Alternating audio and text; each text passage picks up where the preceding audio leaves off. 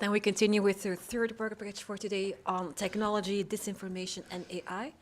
And the first speaker is Tom Willaert from the University of the VUB, Vrije Universiteit Brussel. The second one is Juliane von Reppert-Bismarck from lie detectors. Can I use my own computer? Sure. It's gonna be easier.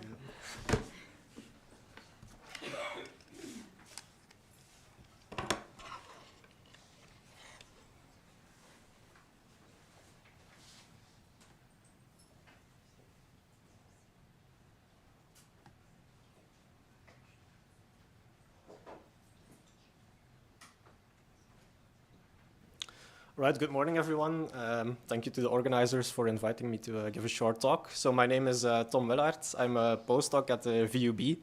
And my main research interest is the development of computational methods and techniques for the study of online disinformation. Specifically, how can we analyze online disinformation from the perspective of narratives, so in dialogue with theories and concepts from the humanities, but doing that at the scale of big data, so using empirical data scraped from social media platforms. And from this perspective, I'd like to highlight three challenges or three problems that I see as somewhat being research-based or methodological challenges that we still need to overcome to actually come to such a narrative-based understanding. And so the first problem is that our current methods might not be sufficient yet to truly capture disinformation from this narrative perspective. And I'll show you an example of what I mean based on a concrete case study that I've worked on called, well, specifically the weaponization of diplomacy, digital diplomacy by the Kremlin. So we know from journalistic exposés, for instance, from these newspapers, the Kiev Post and so forth, that Russia uses its embassies to influence policy, to influence the media in the different countries where they have these embassies, where they are based. We know this happens at meetings in real life, so offline, but the question I was interested in was to investigate how this is reflected in the online information space. And to do that, I looked specifically at the data set of about 130 public telegram channels by Russian embassies across the world. And we looked at their message posting behavior, but also at the contents of the channels and what they post. And I'll go straight to, I think, a graph that illustrates quite a lot of the dynamics that we see here. So this is an overview of the message posting behavior of these 129 Telegram channels around the year 2022. And what you see immediately is, if I draw this red line, this is the 24th of February 2022, so the Russian invasion of Ukraine. You see that these channels, before the invasion, barely post any messages at all. So they're dormant. We also found that many of them weren't even created at that point yet. And then after the invasion, a couple of days afterwards, a couple of hours even afterwards, they become active. So this clearly illustrates that this Telegram platform is used as a way of organizing or centralizing communication to send out propaganda. Of course, you see that this is how they operate. This is their modus operandi. And then the question becomes, what is actually the contents of the messages that they post? And here, this really concerns hundreds of thousands of messages in multiple languages. So it's a bit beyond the scope of a single researcher like myself to analyze all of those manually. So we can use some tricks from computer science to get a sense, at least, so do some distant reading, you could say, of the contents of those messages. And you can do that using different techniques. This is a technique called topic modeling. So it's an inductive method for grouping messages and topics together to get a sense of what the contents of these channels might be. And one example of such a cluster of concepts or topics that you find in this way are references to what the Kremlin would call the Great Patriotic War, so the Russian view of the Second World War, the Eastern Front specifically. So we see that there's many references to Leningrad, Stalingrad, the liberation of Auschwitz and so forth. So from a disinformation perspective, you could wonder, okay, this might be quite innocuous. It's kind of a historical reference. Of course, the perspective changes a little bit if you continue to go through these topics to look at these narrative traces. we, for instance, also find very explicit references to Nazism and neo-Nazism. And so you see, for instance, that they refer to Euromaidan in the same cluster as talking about Nazis, violations of human rights. So these are typical traces of the Kremlin making a parallel, you could say, between this historical event, the Great Patriotic War, the fight against the Nazis, and then the current situation where, again, Russia is fighting an alleged Nazi regime, so the Kiev regime. This kind of interpretation uses a lot of scaffolding, you could say, so I use a lot of my own background knowledge, historical knowledge, going through these topics, relating these stories to each other. But actually this kind of analysis, where we would like to connect these very concrete current day narratives to these larger overarching historical meta-narratives, you could call, this is a very difficult task to achieve from a computational perspective. So to do this in a methodologically completely inductive way without having too much top-down interpretation and so forth involved, and to do this at larger scale is something that is really beyond the state of the art at the current moment in time. So this is one of the questions, I think, where some more work might be required, looking maybe also at the use of LLMs and so forth in this domain. A second question that is related to this question of how narratives can be studied and how they propagate and so forth is that from an academic perspective, there seems to be a conceptual mismatch or maybe a lack of dialogue between frameworks for the study of online disinformation, influence operations. Sometimes the EU refers to this as FIMI, so foreign information manipulation and interference, on the one hand side, and then studies of other, or frameworks for the study of other kinds of online information disorders like extremist content, hate speech, and so forth. Whereas in practice, we see that these two are often very closely interlinked, right? So this is an example of how the External Action Service of the EU would look at disinformation. So they think about it in terms of a framework from cybersecurity called DISARM, where you have a bad actor, a clearly identifiable actor who sends out these narratives, Russia, for example, and they try to influence states, try to influence people's behavior and so forth. Of course, this works in a lot of cases, but it works probably only in quite straightforward, simple cases, because this question of attributing a narrative to an actor is very difficult in other settings. Think, for instance, of white supremacist communities. They're very decentralized, they're not that well organized, it's difficult to pin them down to one single actor in most cases.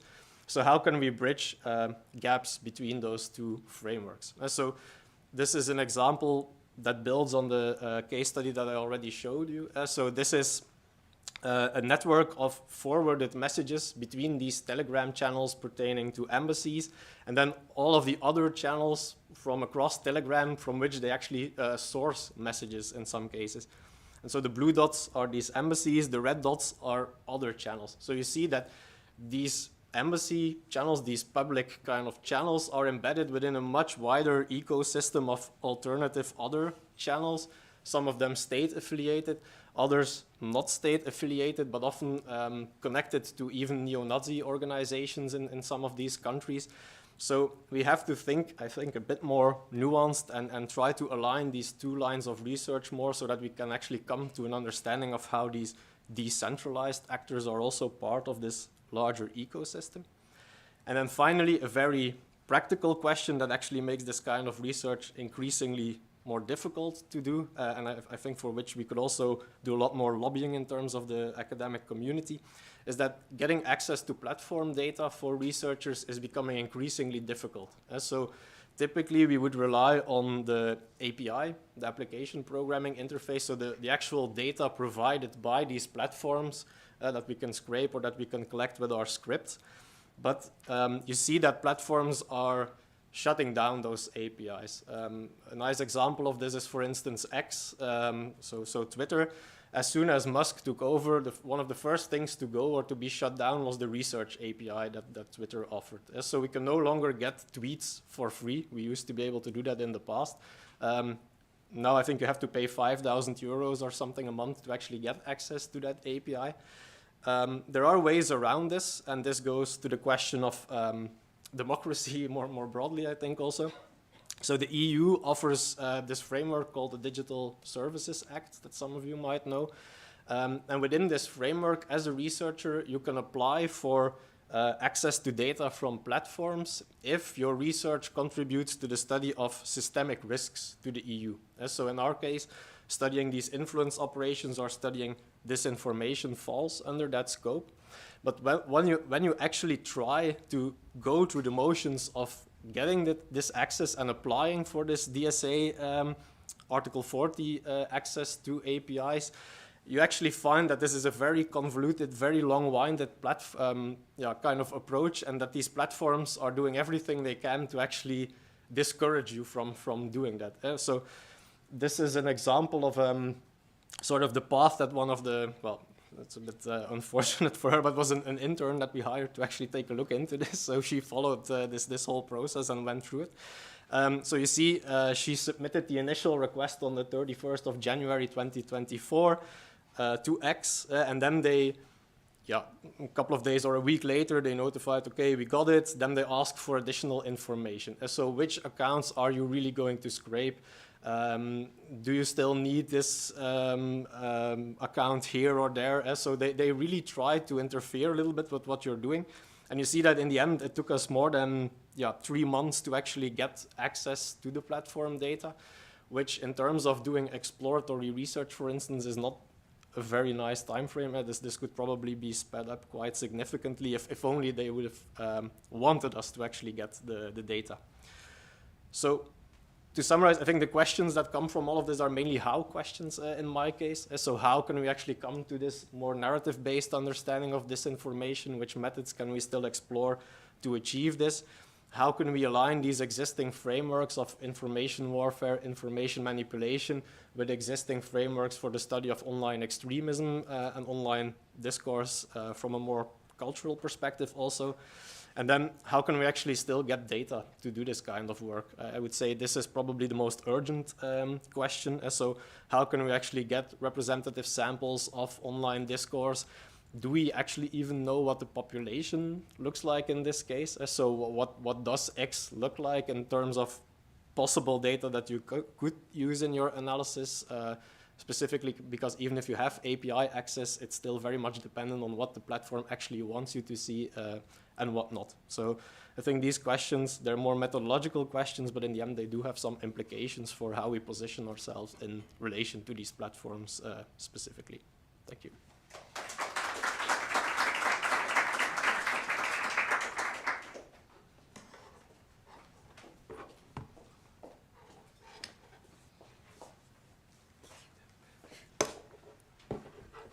Good morning. I'll start to speak as I'm kind of setting up here, if that's okay with you.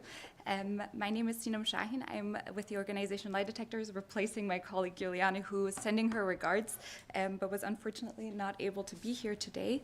So I will very briefly try to make sure that this is set up. And perfect.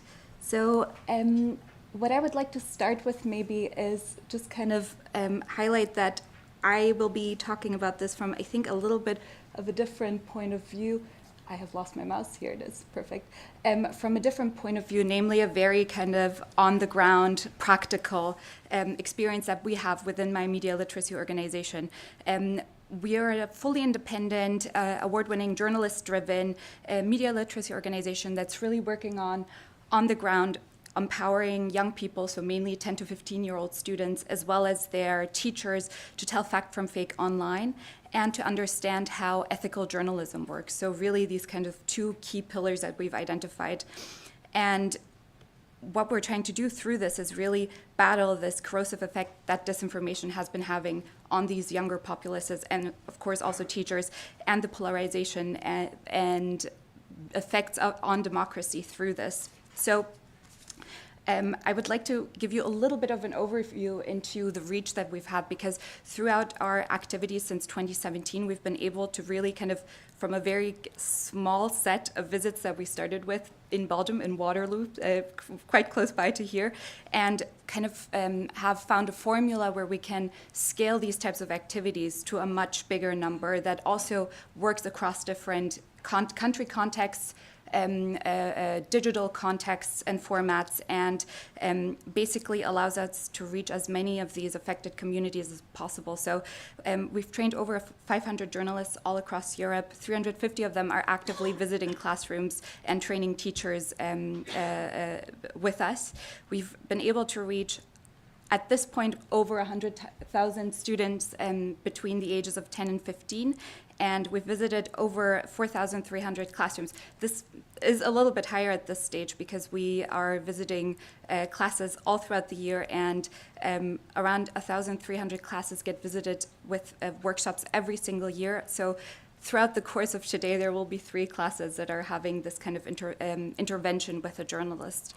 And what has really allowed us to have this kind of reach is that we're very much adapting to the various different contexts that these classes and learning communities are in. So we're able to reach them both in person and online. And in the next slide, I would kind of like to show you how this may look like. So if you look here in the right corner, you can see kind of this very ideal online setting for a kind of digital intervention where the student has his headphones, he has his laptop, and a working internet connection. And I think a lot of us sometimes take this very much for granted, because in a lot of settings, when our journalists visit these schools, they may not even be working with an internet connection. So if you look there is no whiteboard, there is no projector, so the journalist really has to adapt to the context that these kids are in, and the context that these kids get taught in regularly, not just in the intervention that they're in on that day. So what we've really worked on is making sure that the quality and the thought and the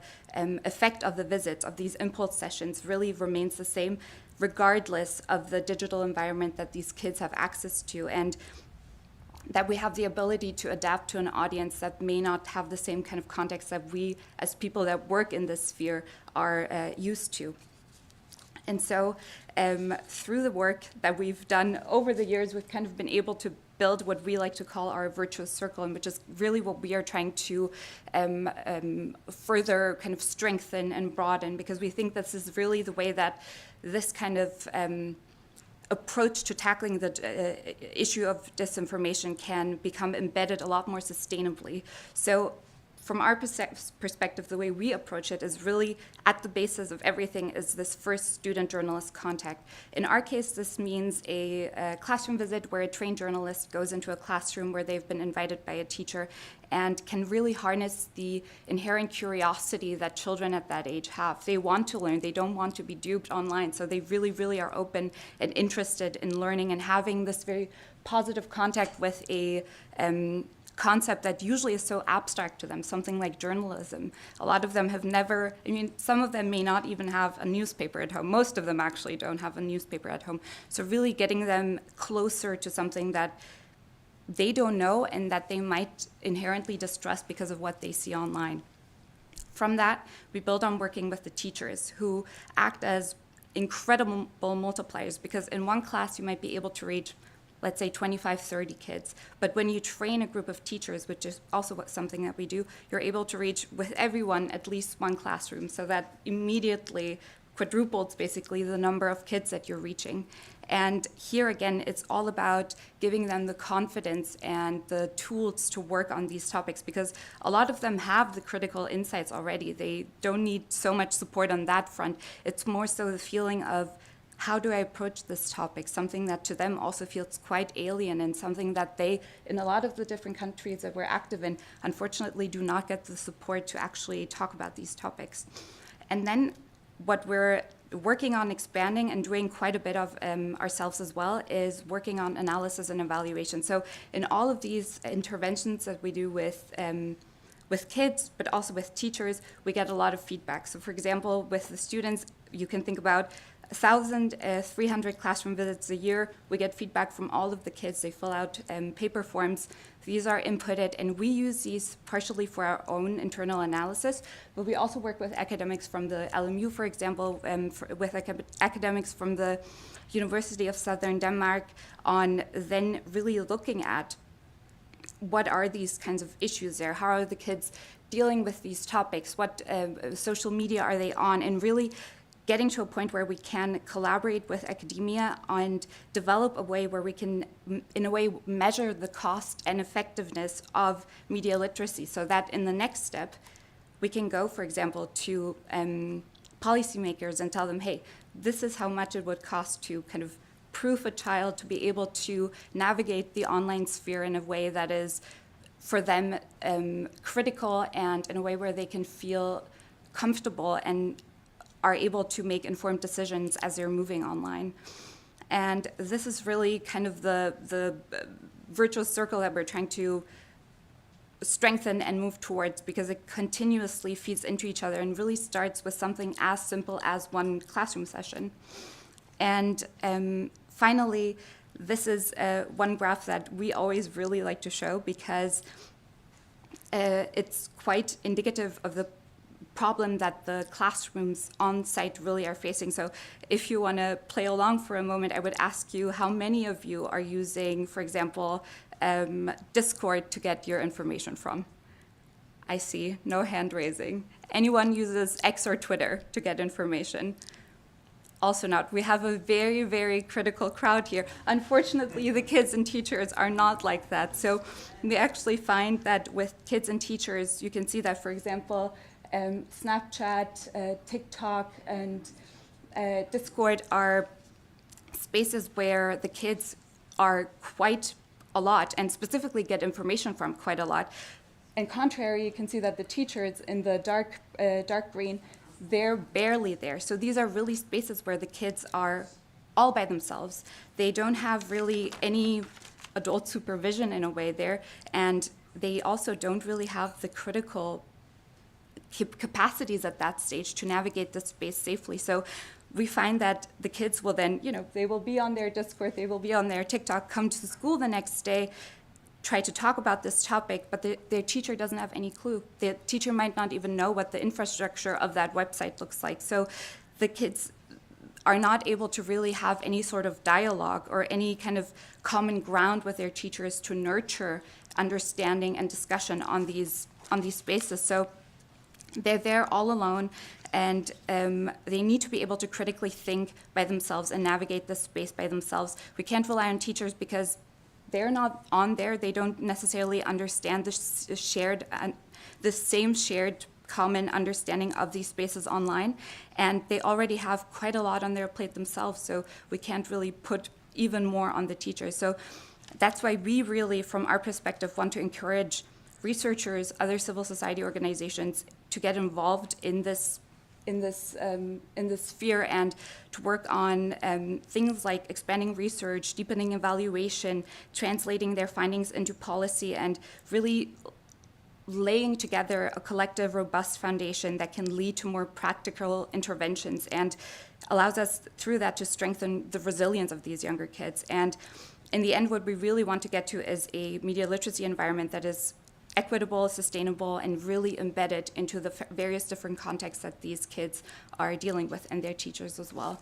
And with that, I thank you so much for your attention.